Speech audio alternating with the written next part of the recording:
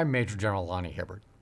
As we start to slowly reopen some of our activities and restart some of our previously halted military education courses, I want to provide you some guidance on what to expect and ask for your support.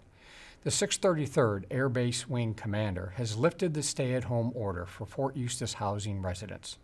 Barbershops and beauty salons will reopen by appointment only, and we are reopening some of our recreational activities such as golf. Retirees now have access to the installation on Monday, Tuesdays, and Fridays for all services, to include commissary and pharmacy. Restaurants are still takeout only, and group events are still limited to 10 people or less.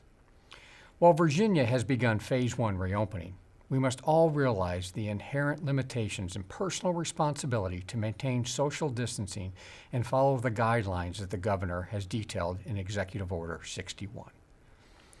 While we are all anxious to loosen the reins a little bit, we must all heed the governor's call to remain vigilant, cautious, and measured. It is the only way to maintain and advance the hard-fought gains that we have achieved over the past 2 months. I have had several questions about the local leave policy. For our soldiers, although the state and installations are beginning to ease restrictions, the previous established local leave policy as outlined in my 17 March 2020 memo remains in effect.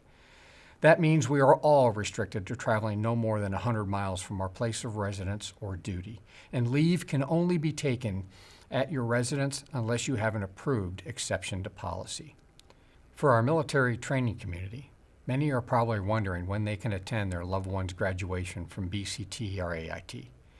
Here at Fort Eustis, and installations at HPCon Bravo or higher, BCT and AIT graduations continue to be closed to the public.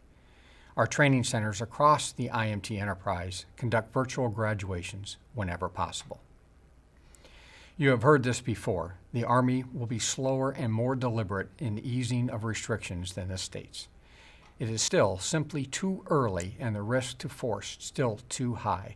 As we learn more about how to mitigate the virus, we can better understand how to safely reopen some aspects of our community while keeping our Army families safe. Thank you for your support, and stay healthy.